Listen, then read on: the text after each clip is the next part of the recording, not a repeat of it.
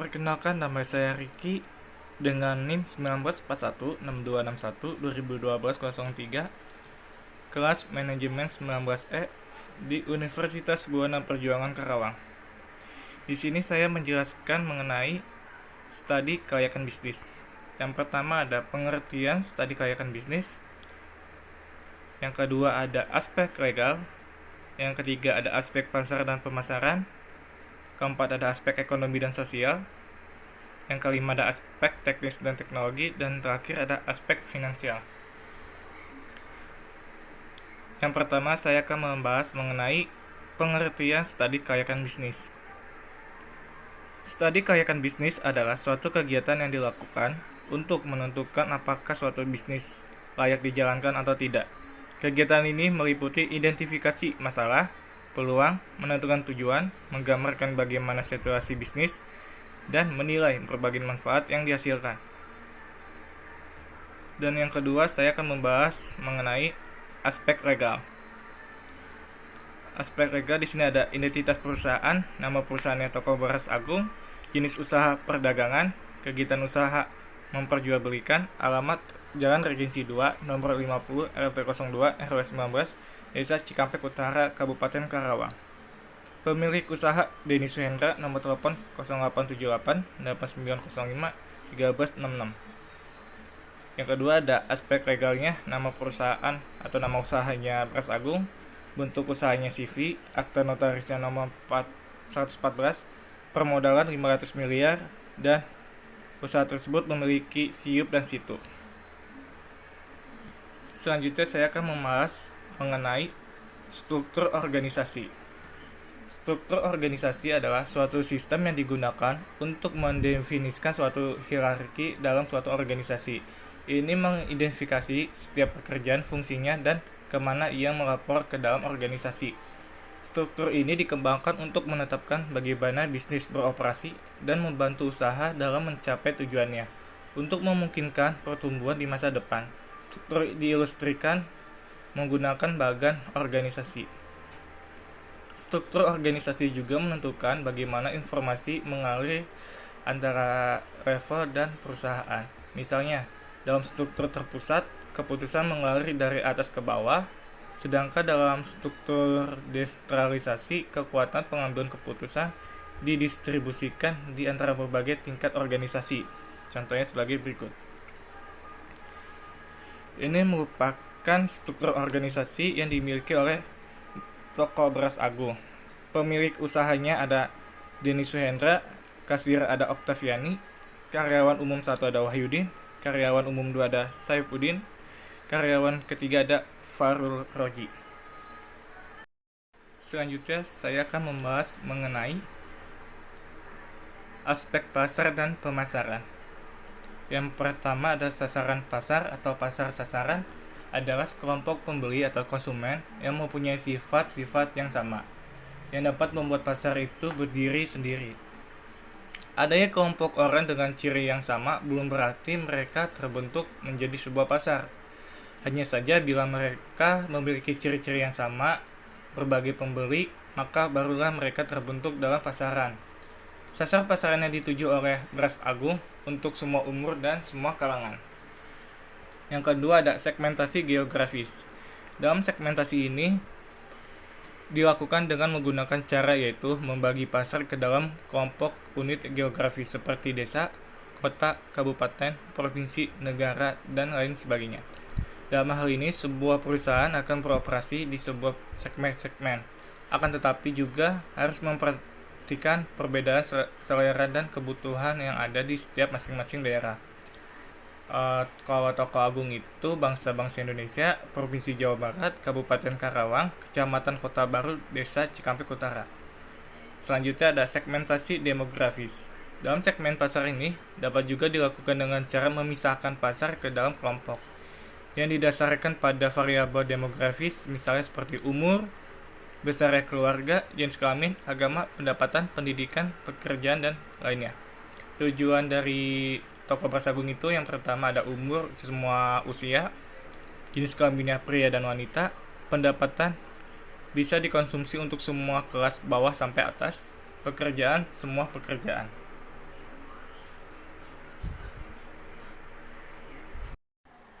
Selanjutnya saya akan membahas mengenai posisi pasar. Langkah ketiga sesudah perusahaan menentukan segmentasi pasar dan sasaran market, pada umumnya, pikiran konsumen akan dipenuhi oleh gosip mengenai suatu produk dan jasa yang ditawarkan. Dan konsumen tentu tidak bisa mengingat secara detail mengenai spesifikasi produk ketika kebutuhan atas suatu produk tersebut timbul. Contohnya seperti beras merupakan bahan pokok dari nasi dan dikonsumsi semua kalangan dari kalangan atas, menengah, dan bawah. Selanjutnya ada strategi pasar. Yang pertama ada strategi produk, nama perusahaan, toko beras agung, merek dagang beras, jenis-jenis berasnya ada beras putih, beras merah, beras ketan. Yang selanjutnya ada aspek pemasaran. Aspek pemasaran merupakan bagian penting dalam bisnis yang wajib kawan pahami. Aspek pemasaran ini sangat dibutuhkan khususnya untuk mengetahui bagaimana keadaan pasar terhadap produk yang dibuatnya. Aspek pemasaran dibagi menjadi 3, yaitu strategi, kebijakan, dan program. Yang pertama ada strategi pemasaran. Untuk mengembangkan produk dari kemasan beras tersebut dengan memberikan label sebagai tanda pengenal produk. Dan pengembangan pemasaran dengan mendistribusikan produk ke daerah lokal seperti toko-toko kecil, warung, dan sebagainya di daerah tersebut. Selanjutnya ada kebijakan pemasaran. Menawarkan produk ke masyarakat dan memberikan pelayanan yang terbaik untuk konsumen agar konsumen nyaman dan memberikan harga yang terjangkau buat konsumen. Yang ketiga ada program pemasaran. Toko Beras Agung berencana untuk membuka cabang baru dan menambahkan fasilitas toko beras agung tersebut. Selanjutnya ada bauran pemasaran. Yang pertama ada produk. Produk adalah hasil proses produksi yang dilakukan oleh produsen atau perusahaan yang nantinya akan dijual kepada konsumen yang membutuhkan, atau dapat juga dikatakan suatu barang atau jasa yang dimiliki nilai tambah atau memberikan kemanfaatan bagi penggunanya yang dihasilkan dari proses produksi tersebut. Produk yang dihasilkan seperti beras putih, beras merah, beras pandan wangi, dan lainnya.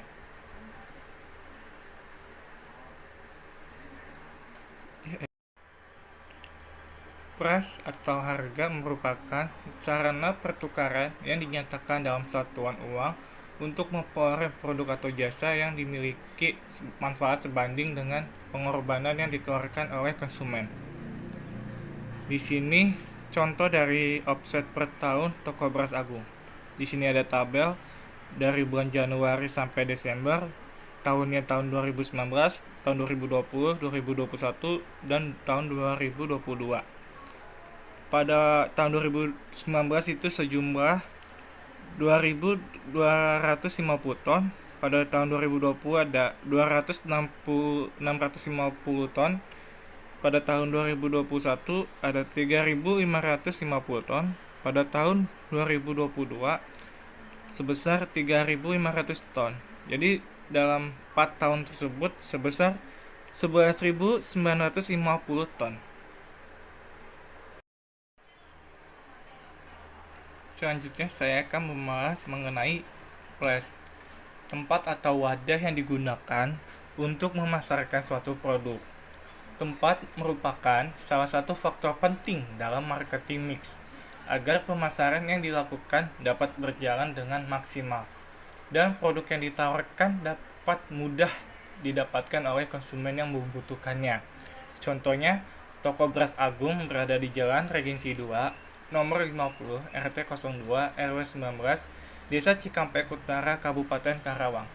Yang kedua ada promosi, supaya untuk memberitahukan atau menawarkan produk atau jasa yang bertujuan menarik calon konsumen untuk membeli atau mengkonsumsinya.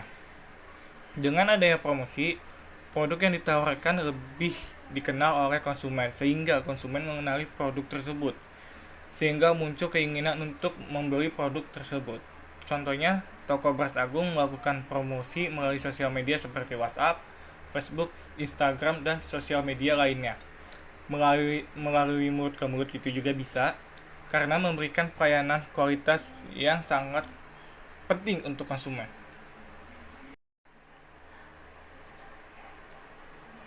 Selanjutnya ada aspek ekonomi dan sosial. Yang pertama ada aspek sosial. Aspek sosial adalah mengelola atau mengatur sumber daya alam yang belum ada campur tangan dari manusia. Aspek sosial memiliki dua sisi, yaitu sisi negatif dan sisi positif. Dari sisi negatif yaitu perubahan demografi, budaya, dan kesehatan masyarakat. Juga perubahan gaya hidup adat istiadat dan struktur sosial lainnya. Kalau dari posisi positif yaitu ada alat transportasi, listrik, air juga tersedia, jembatan bagi masyarakat sekitarnya. Contohnya itu ada toko beras agung. Toko beras agung mempermudah masyarakat sekitar untuk memenuhi kebutuhan pokok dalam kehidupan sehari-harinya. Selanjutnya ada aspek ekonomi. Aspek ekonomi adalah akan memberikan peluang untuk meningkatkan pendapatan. Aspek ekonomi memiliki dua sisi, yaitu sisi negatifnya dan sisi positifnya. Dari sisi negatifnya itu aspek ekonomi yaitu penggunaan sumber daya alam yang berlebihan. Pengangguran yang semakin bertambah banyak karena masuknya masyarakat luar. Kalau dari posisi positifnya, aspek ekonomi yaitu pendapatannya masuk dari pemerintah. Kondisi ekonomi masyarakat sekitar toko beras itu berpendapat menengah atas, sehingga daya jual beli toko beras agung tersebut sangat tinggi. Selanjutnya, saya akan membahas mengenai aspek teknis dan teknologi. Untuk penilaian kesiagaan perusahaan dalam menjalankan usahanya, penilaian terhadap aspek ini sangat penting karena menyangkut hal-hal seperti masalah penentuan lokasi, luas produksi, tata letak, penyusunan peralatan pabrik, dan proses produksi terhadap pemilihan teknologi. Aspek teknis dan produksi toko beras agung memiliki dua investasi, yaitu investasi bergerak dan tidak bergerak. Investasi tidak bergerak itu ada sewa, toko, kantor, mesin produksi, peralatan timbangan, mesin kasir, dan karung. Untuk investasi bergerak itu ada mobil, motor, dan truk. Selanjutnya di sini ada tenaga kerja. Tenaga kerja ialah semua orang yang mampu bekerja baik, sudah mempunyai suatu pekerjaan ataupun sedang mencari pekerjaan untuk memenuhi kebutuhannya atau masyarakat. Tenaga kerja menjadi salah satu faktor produksi dalam suatu negara sebab tenaga kerja dapat berpengaruh terhadap prinsip perekonomian suatu negara. Toko beras agung memiliki 4 karyawan, yaitu ada kasir, manajer, supir, dan kuli. Penilaian hasil.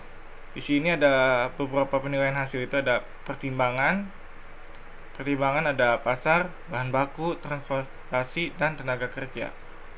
Untuk perbandingan biaya di sini ada bahan baku, bahan bakar dan listrik, dan biaya operasi. Baik, selanjutnya kita akan membahas mengenai metode penilaian. Di sini ada suatu tabel, yaitu dari tabel toko beras agung ya. Di sini tabel pertama berisi kebutuhan, tabel kedua ada nilai lokasi yang ideal, tabel ketiga ada daerah Cikampek, selanjutnya ada Tirtamulia dan Wadas. Jumlah pasar yang nilai lokasinya ideal, pertama jumlahnya 45, di Cikampek 45, di Tirtamulia 40, dan di Wadas 35. Untuk jumlah bahan bakunya, nilai lokasi yang ideal itu 25, Cikampek 30, Tirtamulia 25, Wadas 25. Untuk jumlah transportasinya, nilai lokasi yang ideal itu ada 20, Cikampek 10, Tirtamulia 10, Wadas 8. Tenaga kerja, nilai lokasi yang ideal ada 8, Cikampek 4, Tirtamulia 5, Wadas 7. Lainnya, nilai lokasi yang ideal 12, Cikampek 6, Tirtamulia 5, Wadas 5. Jumlah keseluruhan nilai lokasi yang ideal itu ada 110, Cikampek 95, Tirtamulia 85, dan Wadas 75. Berdasarkan metode penilaian hasil, maka lokasi tertinggi dipilih yaitu Cikampek dengan nilai 95.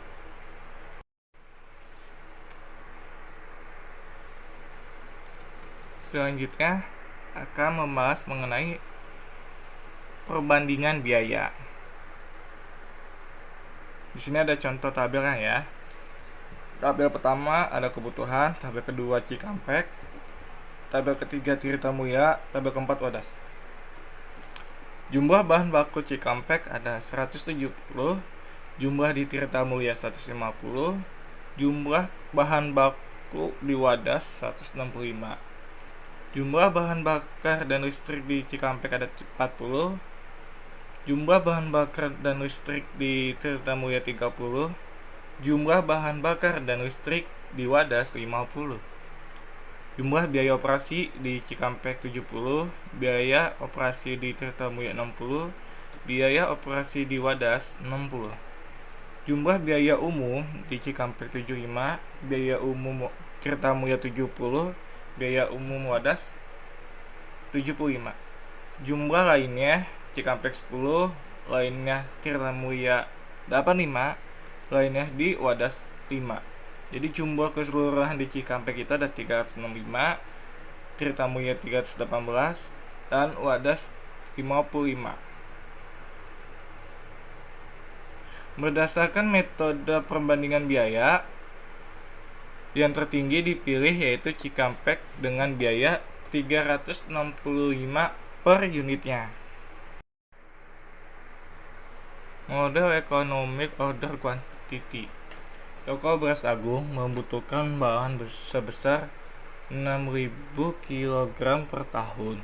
Biaya pemesanan 60.000 setiap kali pembelian dengan biaya simpanan 2.000 per kilogram. Di sini ada rumusnya yaitu EOQ akar kuadrat 2RS per C. EOQ atau Economy Order Quantity akar kuadrat 2 dikali 6.000 dikali 60.000 dibagi 2.000 dengan hasil 360.000.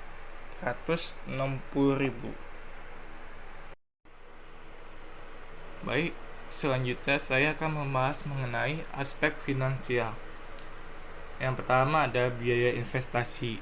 Apa sih biaya investasi? Biaya investasi adalah biaya transaksi setiap kali investor ingin membeli atau menjual instrumen investasinya. Meski setiap transaksi ada biaya investasi, investor tak perlu khawatir keuntungan investasi akan terpotong, sebab biaya investasi ini terbilang minim atau kecil sehingga keuntungan investasi tetap aman. Dan di sini ada contoh tabel. Di tabel pertama ada keterangan, tabel kedua ada jumlah, harga, dan total. Untuk tanah jumlahnya per tahun dengan harga 60 juta. Mesin produksi 2 unit, 1 unitnya 5 juta dikalikan 2 menjadi 10 juta. Timbangan beras 1 unit dengan harga 5 juta. Mesin kasir 1 unit seharga 3 juta. Karung 1000 unit dikalikan 2000 menjadi 2 juta. Motor 2 unit, 1 unitnya 25 juta dikalikan 2 menjadi 50 juta. Mobil 1 unit seharga 310 juta. Truk 3 unit, 1 unitnya 400 juta dikalikan 3 menjadi 1.200.000.000 dengan total 1.645.000 juta. Apa sih? Dengan hasil 1.645 juta. Yang kedua ada biaya produksi. Biaya produksi adalah komponen penting dalam penyusunan harga jual di pasaran. Agar terhindar dari kerugian, Anda sebagai pengusaha harus menghitung secara terperinci biaya produksi mulai dari bahan baku hingga biaya tak terduga lainnya. Di sini ada contoh tabelnya. Tabel pertama ada keterangan, tabel kedua jumlah, yang ketiga harga, dan terakhir ada total. Biaya baku jumlahnya 500 ton, harganya 2 juta dikalikan 500 ton menjadi 1 miliar. Gaji karyawan 4 orang, 1 orangnya 1.500.000 dikalikan 4 menjadi 6 juta. Listrik dan air per tahunnya 3 juta, 3 juta kali 12 bulan menjadi 36 juta. Biaya bensin per tahun 400.000 dikalikan 12 bulan menjadi 4.800.000. Jumlahnya menjadi 1.046.800.000. Di sini ada investasi dengan jumlah 1.645.000.000. Yang kedua ada modal kerja dengan nilai 900 juta, umur ekonomisnya 5 tahun. Rumus penyusutannya, investasi dikurangi modal kerja dibagi umur ekonomis. Penyusutan sama dengan 1.645.000.000 dikurangi 900 juta dibagi 5. Jadi totalnya 149 juta. Selanjutnya saya akan bahas mengenai arus kas. Arus kas adalah kenaikan atau penurunan jumlah uang yang dimiliki oleh bisnis, institusi, atau individu. Di bidang keuangan, istilah ini digunakan untuk menggambarkan jumlah uang tunai yang dihasilkan atau dikonsumsi dalam periode tertentu. Dan di sini ada salah satu contoh tabelnya. Yang pertama tahun, terus yang kedua ada EAT, yang ketiga ada penyusutan, selanjutnya ada kas bersih, selanjutnya ada diskon faktor dan PV kas bersih. Di sini ada contoh dari arus kas dari toko beras Agung. Selanjutnya saya akan membahas mengenai penilaian kelayakan bisnis. Yang pertama di sini ada payback period atau PP. Payback period itu banyak digunakan oleh para investor untuk bisa menentukan pengambilan keputusan investasi. Keputusan tersebutlah yang nantinya akan dijadikan sebagai penentu investasi pada suatu proyek.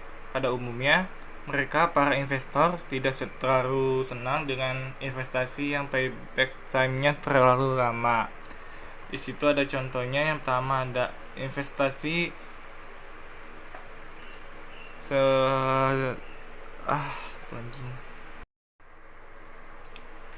Selanjutnya, saya akan membahas mengenai penilaian kelayakan bisnis. Yang pertama ada payback period. Ini banyak digunakan oleh para investor untuk bisa menentukan pengambilan keputusan investasi. Keputusan tersebutlah yang nantinya akan dijadikan sebagai penentu investasi pada suatu proyek. Pada umumnya, mereka para investor tidak terlalu senang dengan investasi yang payback time-nya terlalu lama. Dan di sini ada contohnya dari toko beras Agung. Yang pertama ada investasi 1.645.000, kas bersih selama setahun ada 194.500.000. Jadi jika kurangin investasi dikurangi kas bersih setahun menjadi 1.450.500.000. Terus yang kedua ada kas bersih yang 2 tahun senilai 209.500.000. Itu tinggal dikurangin lagi aja. Jadi dengan senilai 1.435.500.000. Pada tahun ketiga seharga 214.500.000 tinggal dikurangi pada tahun sebelumnya menjadi 1.430.500.000.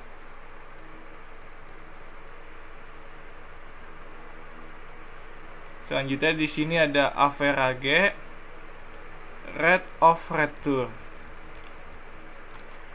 atau sering disingkat dengan ARR, adalah suatu metode analisis yang mengukur besarnya tingkat keuntungan dan suatu investasi. Metode analisis yang dalam bahasa Indonesia disebut dengan tingkatan pengembalian akuntansi. Ini pada dasarnya adalah mengukur pendapatan atau laba tahunan yang diharapkan dari hasil suatu investasi. Dengan kata lain, ARR ini menghitung berapa banyak uang yang akan dikembalikan ke investor dari suatu investasi. Di sini ada rumusnya, yaitu ARR sama dengan rata-rata IT dibagi rata-rata investasi. Terus rumus kedua ada rata-rata IT sama dengan total IT dibagi umur ekonomis. Selanjutnya ada rata-rata investasi sama dengan investasi dibagi 2. Di sini ada total IT sama dengan 120 juta ditambah 135 juta ditambah 140 juta ditambah 155 juta ditambah 350 juta sama dengan total 900 juta. Selanjutnya ada rata-rata IT yaitu 900 juta dibagi 5 sama dengan 180 juta. Rata-rata investasinya 1 miliar 645 juta dibagi 2 sama dengan 822 juta 500. Selanjutnya ada ARR yaitu 180 juta dibagi 822 juta 500 sama dengan 0,21% atau dibulatkan menjadi 2%.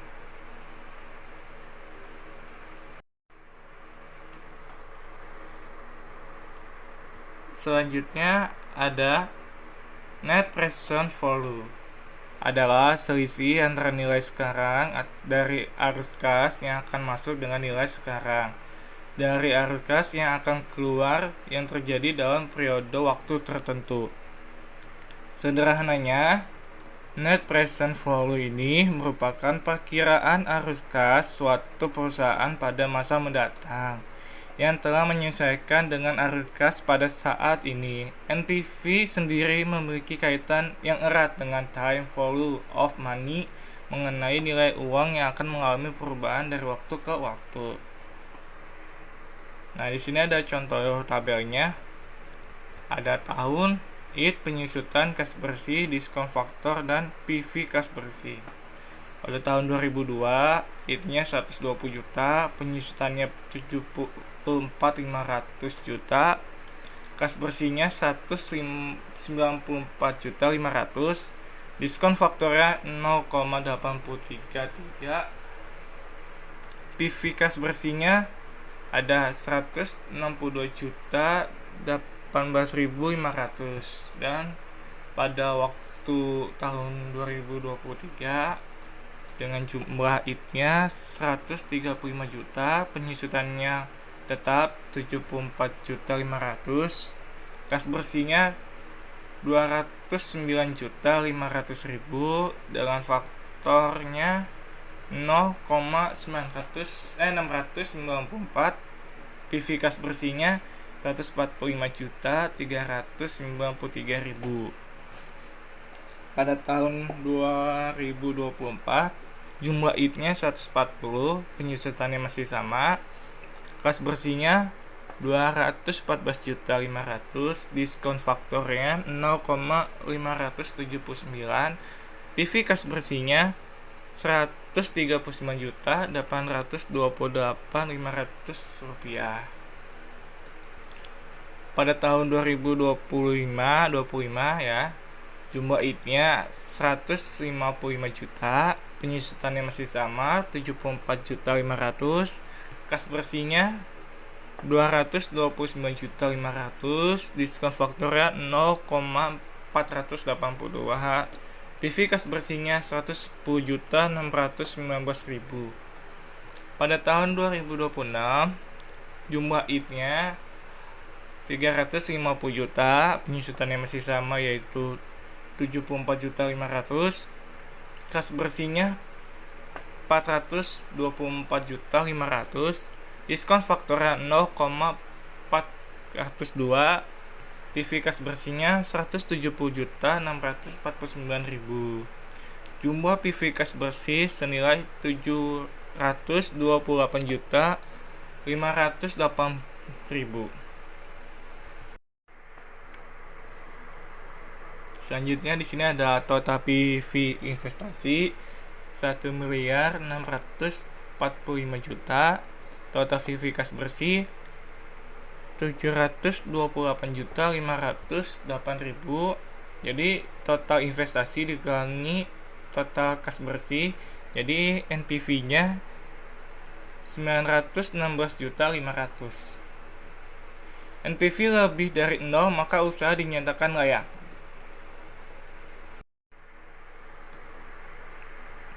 Baik, selanjutnya ada internal rate of return, adalah hasil yang diperoleh dari proposal bisnis, yaitu diskonto atau diskon rate yang menjadi sebuah present value dari aliran kas yang masuk, yaitu sama dengan investasi awal IRR, dapat dijadikan sebuah indikator dari tingkat efisiensi sebuah investasi. Sebuah proyek atau investasi dapat dilakukan apabila laju pengembaliannya lebih besar dari laju pengembalian investasi lainnya. Dan di sini ada ininya. Yang pertama ada rata-rata kas bersih sama dengan 194.500 ditambah 209.500 ditambah 214.500 ditambah 229.500.000 ditambah 424.500.000. Jadi totalnya 1.272.500 dibagi 5, jadi totalnya 254.500. Perkiraan payback period yaitu 1.645.000.000 dibagi 254.500 dengan hasil 6,46. Dalam IRR yang sudah diperkirakan tahun kelima, yang akan diketahui terdekat dari angka 6,46 adalah 12,28 adalah 30%. Secara subjektif, diskon dikurangi 2% menjadi 28%, hingga NPV-nya dapat dilihat dari tabel berikut. Dan ini adalah tabelnya, tabel dari perhitungan NPV dengan diskon faktornya 28%. Pada tahun 2022, kas bersihnya 194.500, diskon faktornya 0,781, PV kas bersihnya 151.904.500 rupiah. Pada tahun 2023, kas bersihnya 209.500, diskon faktornya 0,610, PV kas bersihnya 127.795.000. Pada tahun 2024, kas bersihnya 214.500, diskon faktornya 0,477, PV kas bersihnya 449.685.534. Pada tahun 2025, 229.500 juta, diskon faktor 0,373, PV kas bersihnya 111.713.500. Pada tahun 2026, kas bersihnya 424.500, diskon faktornya 0,291, PV kas bersihnya 123.529.500. Jumlah PV kas bersihnya 964.628.034 rupiah. Dengan nilai NPV negatifnya 938.456.292 dikurangi 1.645.045 juta sama dengan hasil minus atau negatif 706.073.071 rupiah. Setelah saya menghitung nilai negatif dari nilai NPV-nya, sekarang saya akan menghitung nilai NPV positifnya. Nilai NPV positif sama dengan 1.645.000.000 dikurangi 964.628.034 rupiah. dengan hasil Rp680.371.966. Selanjutnya ada perhitungan NPV dengan diskon faktor 29%.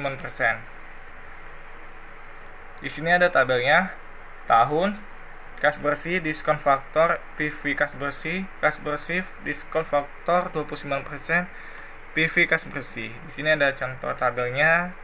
Tahun 2022 kas bersihnya 194.500.000, diskon faktornya 0,781, PV kas bersihnya 151.904.500 rupiah. Kas bersih 194.500. Udah berapa kali kepleset. Di sini ada tabel perbandingan antara diskon faktor 28% dengan 29%. Terus selanjutnya di sini ada interpolasi 28%. Terus PV IVA-nya 964.628.34 rupiah. Selanjutnya di sini ada 1.645.000. Dikurangi dengan 964.628.034 rupiah. Ini dia investmentnya 29%, 935.656.292 rupiah dibagi 25.971.72 rupiah dengan hasil 680.371.966 rupiah. Di sini ada perhitungan IRR-nya, yaitu 28 dibagi 680.371.966 rupiah dibagi 654.400.242 rupiah dikali 1%. Jadi IRR-nya sama dengan 28 ditambah 1% menjadi 29%. Selanjutnya ada probability index. Metode ini menghitung perbandingan antara nilai arus kas bersih yang akan datang dengan nilai investasi yang sekarang. Probability index harus lebih besar dari 1 baru dikatakan layak. Semakin besar PI investasi semakin layak. Di sini ada rumus yang digunakan untuk mencari PI sebagai berikut. Di sini ada rumusnya. Jadi kita tinggal masukin angka-angka sebelumnya. PI sama dengan 728.508.000 dibagi 1.645.000.000 dikali 100%. Jadi PI-nya adalah 1%. Dengan kesimpulan aspek finansial dari perhitungan di atas dapat disimpulkan bahwa perhitungan kas bersih tiap tahunnya berbeda-beda